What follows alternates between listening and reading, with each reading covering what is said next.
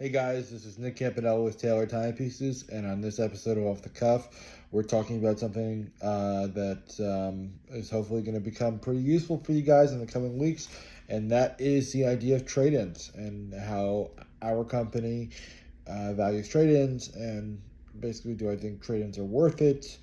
My opinions on trade-ins, and of course, what they are for those who um, don't regularly buy and sell luxury timepieces.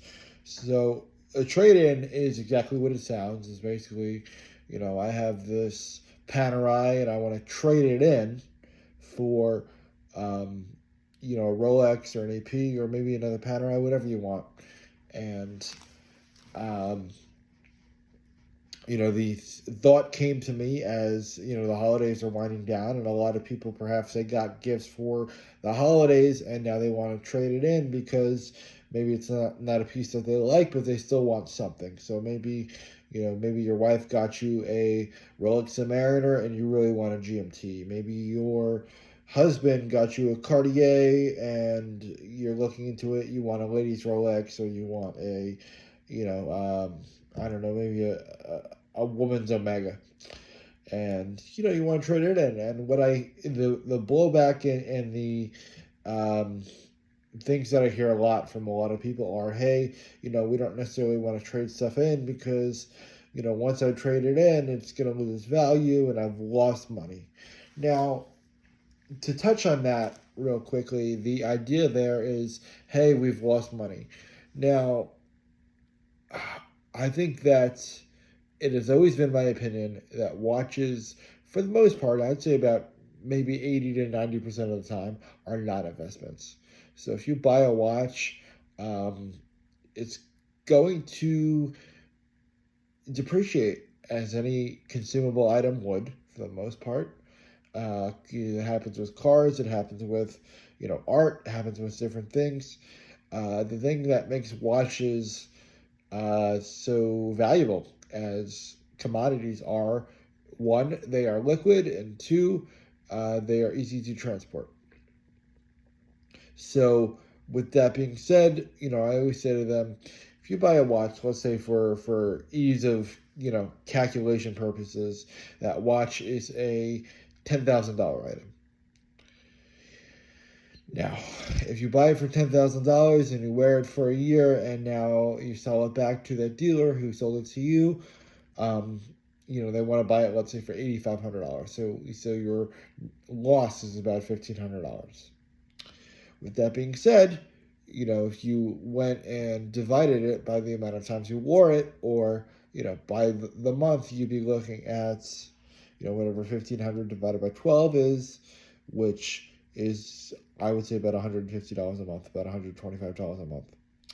So the question you should be asking yourself isn't necessarily, hey, um, is this watch that I want, basically worth losing $1,500? What you should say is, did I get enough value out of this watch to rent it, to wear it for $125 a month? Now, if you looked at other asset classes like cars, there is no car that I know of that, of course, besides some vintage cars and some more expensive super and hyper cars, very few cars for the modern gentleman and modern lady that I know of, that if you buy it for, let's say, $10,000 in a year, it's going to be worth $8,500. I think that's very much unheard of.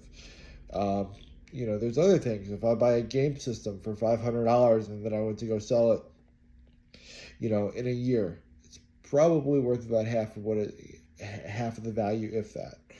So I've always said that wall watches aren't investments; they are good stores of value, and they are good transportation vehicles for value. If I go and I want to get a watch, maybe to another country, or I want to, um, perhaps park some money away. I know a lot of clients who, perhaps are going through some marital problems and they want to put some money into a watch because they want to know that, this item is safe. It's safe, secure, in a safe. And my partner that I might be feuding with doesn't know, basically that I have this item.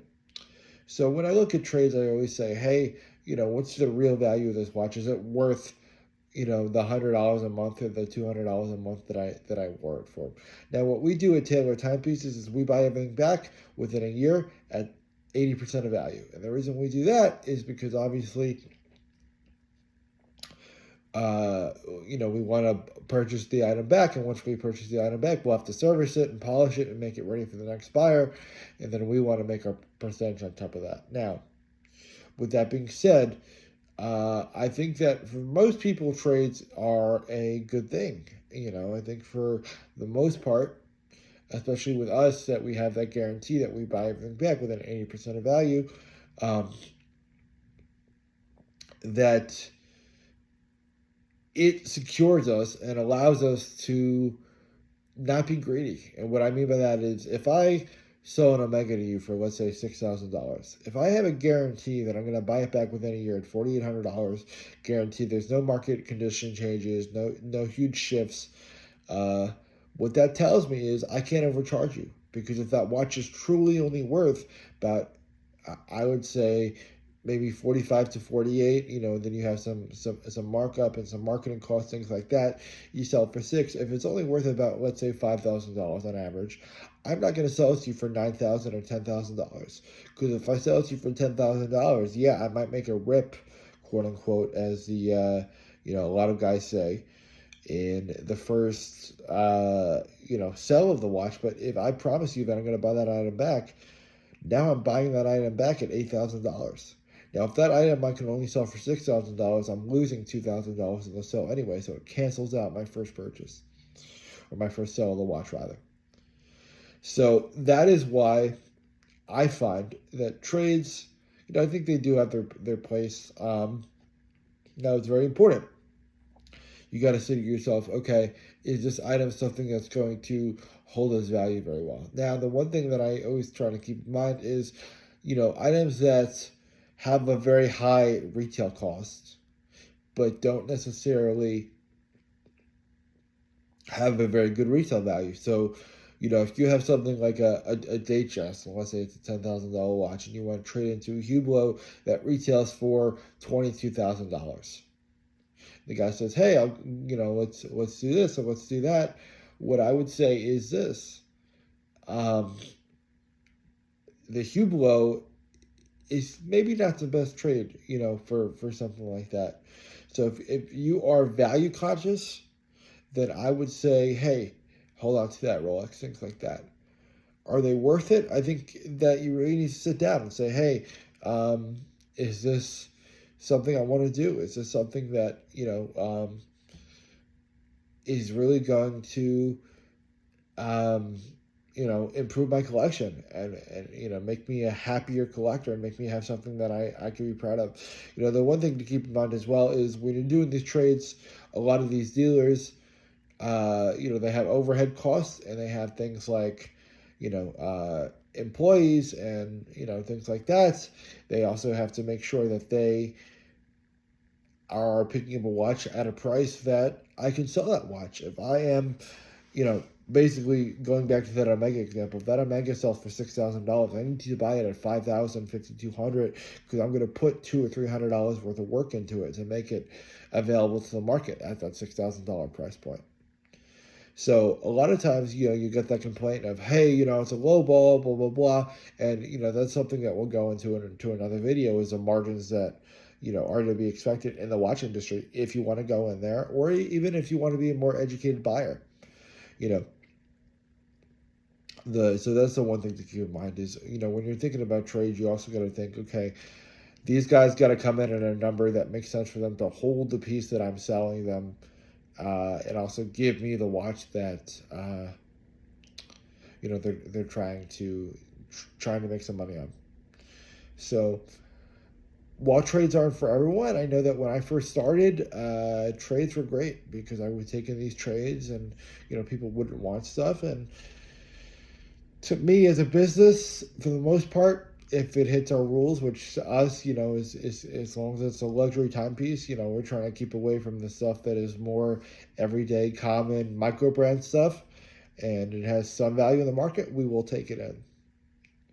So that's something to keep in mind, and something that I very much wanted to get across as people are starting to trade in their watches are, be mindful of those trade values and be mindful of the brands. Stuff like Rolex and AP and Patek is always going to have a higher trade value because it's more desirable in the market. If you come to me with a Hublot, if you come to me with a Frank Mueller, have that expectation that the trade value might be a little lower. But I know a lot of people call it the GameStop effect of watches, but it's important to keep that in mind, and important to, know where the value lies in the pieces. And the best way to make sure that you get a good trade in is to have good watches. When I first started, it was something that I realized was, hey, a lot of you guys want to trade me Oris, or they want to trade me, not that there's anything wrong with Oris, but, when you're trading in a couple Oris for a Rolex, it's more work for the dealer. So, they want to trade you Oris, or they want to trade you these other, interesting brands, but it's stuff that, wouldn't necessarily sell. So you have stuff like, Seiko, not Grand Seiko, which is a fine brand, but stuff like Seiko, or stuff like, I'm trying to think of another brand. Tissot, I would get a lot of Tissot trades. And, to the aspiring dealer, what I would say is if you have good inventory, keep that good stuff. Keep that good stuff and only trade for the good stuff. And, if you are an end user, have that expectation that, if I come to them with good stuff, they're going to give me good trade values. And, maybe if I have other stuff that is maybe not as valuable in the market, I need to be ready for that expectation. So, I know a lot of you guys got watches for the holidays and you're going to want to trade stuff in. And, I encourage you to reach out. But, whether it's with me or you're working with another dealer, just keep in mind and be mindful of, those trade valuations. And the fact that whatever you trade in, we will have to sell and we'll have to market and we'll have to, pay a team to work on. So that's why, I get to where I'm at with trades, and those are kind of my opinions on the trade market, and if you should trade. And my answer is yes, if it makes sense for you. And like I said earlier in the video, those are the metrics that I use to make sure that it makes sense for you. Is, hey, is this watch worth the couple $100 a month that I spent to wear it? That's maybe going to go away.